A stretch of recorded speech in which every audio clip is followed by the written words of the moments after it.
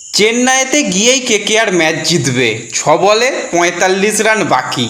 ভাই কি অবস্থা কেকেআরের, মানে ম্যাচ আর মনে হয় না এবছর কেকেআর জিতবে। নববর্ষ এসে গেল, প্রত্যেকটা দল অন্তত একটা করে তো ম্যাচ জিতেছে, কিন্তু কেকেআরের ম্যাচ জেতা এখনো পর্যন্ত আমরা দেখতে পাচ্ছি না। আজকেও কিন্তু একটা লজ্জার হার, জঘন্য পারফরমেন্স পুরো কেকেআর দলের। সেখানে কি ব্যাটিং, কি বোলিং, কি অলরাউন্ডার প্লেয়ারদের পারফরমেন্স, সবাই কিন্তু বিগ জিরো। হ্যাঁ, তার মধ্যেই বলতে গেলে ওই রমন পাউল এবং রমনদীপ কিছুটা ব্যাটিং করেছে। মানে কি অবস্থাটা একবার ভাবো, যেখানে টসে জিতে অবশ্যই খুব ভালো সিদ্ধান্ত ছিল সেখানে বল করার, এবং সেখানে বল করতে এসে ভাই কি অবস্থাই হলো কেকেআরের প্লেয়ারদের।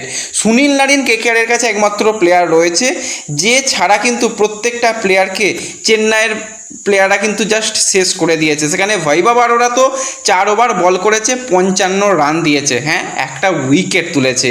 ক্যামেরন গ্রিনকে দিয়ে তো বল করানো যাচ্ছেই না, সে 15 ইকোনমিতে বল করছে, মানে 2 ওভার বল করে 30টা রান দিয়েছে। অনুকূল রয় আমি তো বলবো ভালো বল করেছে, 3 ওভারে 21 রান দিয়ে একটা উইকেট নিয়েছে। সুনীল নারিন তো আলাদাই কিছু বোলিং করেছে, সে 4 ওভারে 21 রান দিয়ে কিন্তু একটা উইকেট, সেখানে 5 ইকোনমিতে বল করছে। আর আরও একজন কেকেআরের কাছে প্লেয়ার রয়েছে বরুণ চক্রবর্তী, যে মনে হচ্ছে ফাস্ট বোলারদের জন্য প্র্যাকটিস করছে, যে বরুণের স্লোয়ার বল কত তার 90-95 বল দেখতে পাবো, তা না করে সে 100-র ওপরে সব বল করার চেষ্টা করছে। আর যা বল হচ্ছে সেখানে তো মেরে যে কেউ কিন্তু শেষ করে দিচ্ছে।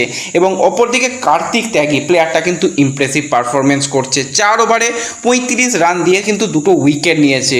তো যদি আমরা কথা বলি ব্যাটিং নিয়ে, সেখানে সঞ্জু কিন্তু আবারও একটা দুর্দান্ত ব্যাটিং করলো, সেখানে 32 বলে 48 রানের একটা খুবই ইম্প্যাক্ট ইনিংস কিন্তু খেলেছে।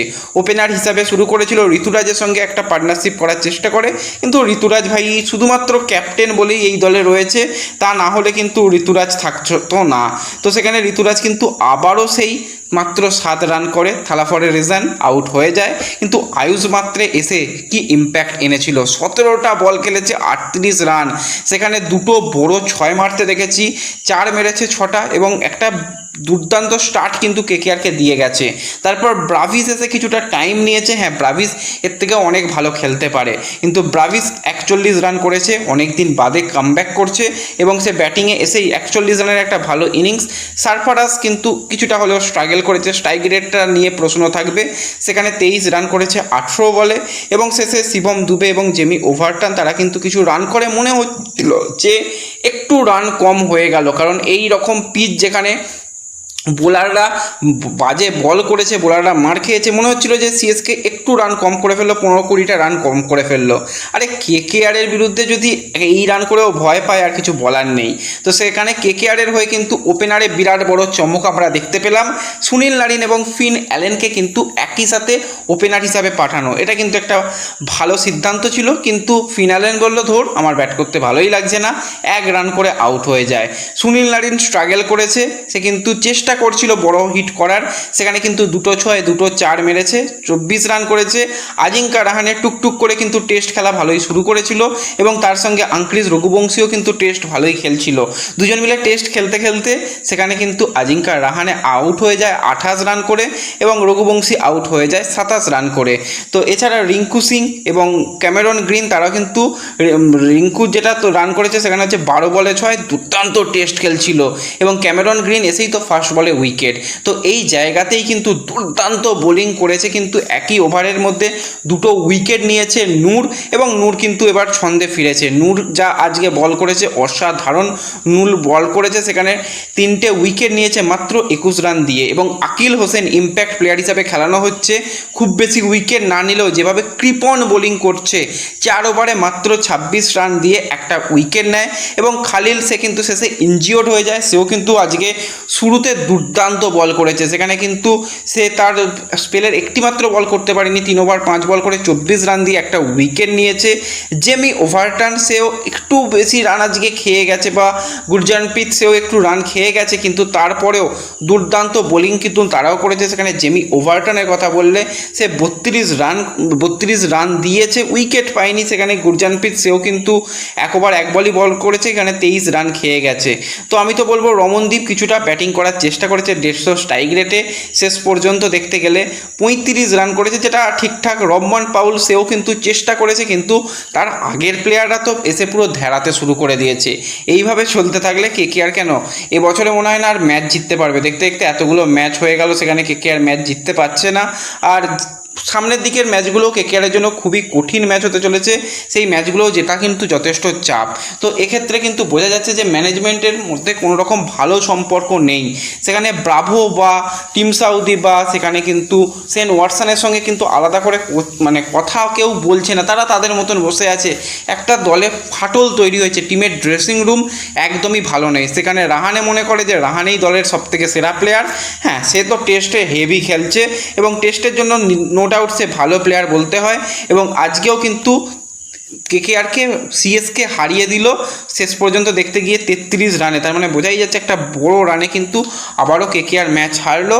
কিন্তু কেকেআরের প্রচুর সমস্যা, বিশেষত আমি তো বলবো 25 কোটির প্লেয়ার ক্যামেরন গ্রিনকে খেলানোর কোনো মানেই হয় না। সেখানে ফিন অ্যালেন, টিম সাইফার্টকে ওপেনার হিসাবে খেলাক।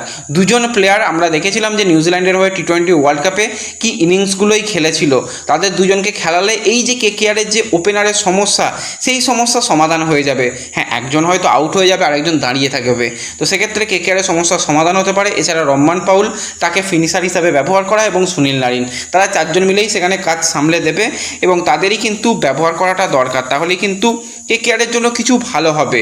এছাড়া যদি কথা বলি ইন্ডিয়ান প্লেয়ারদের মধ্যে ভৈভব আরোরা কী যে করছে, ভৈভব নিজেও জানে না। ভৈভব তো কোথায় বল ফেলতে হয় সেটাই ভুলে গেছে। এখনও যদি না উমরান মালিককে সুযোগ দেওয়া হয়, কিছু বলার নেই।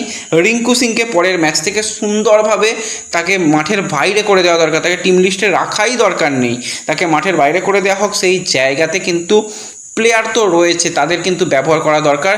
যদি কেকেআর মনে করে রাহুল ত্রিপাঠীকে ব্যবহার করতে পারে, যদি কেকেআর মনে করে কোনো ফিনিশার হিসেবে খেলাবে, তো সেক্ষেত্রে কিন্তু তাদের wicket keeper batsman Tejas Singh ধাইয়াকে খেলাতে পারে।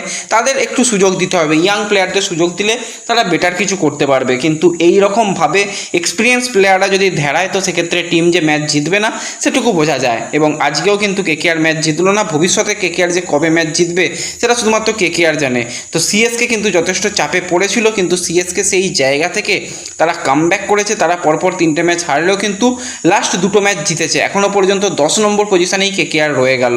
তো সেক্ষেত্রে পয়েন্ট কেকেআর হয়তো এই যে একটা পয়েন্ট পেয়েছে বৃষ্টির জন্য, সত্যি পাঞ্জাব তারা ঠিকই পোস্ট করেছিল যে একটা পয়েন্ট আমাদের চলে গেল। এটুকুই বোঝা যাচ্ছে যে কেকেআরের কোনো কিছুই ঠিক হচ্ছে না।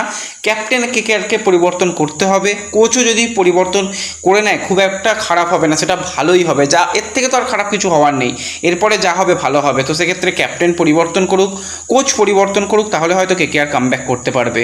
তো আজকে সিএসকে ফ্যানরা কীরকম ম্যাচ এনজয় করেছো কমেন্টে জানিও। কেকেআর ফ্যানদের তোমাদের কি অবস্থা কমেন্টে জানিও। দেখা হবে পরবর্তী ভিডিওতে।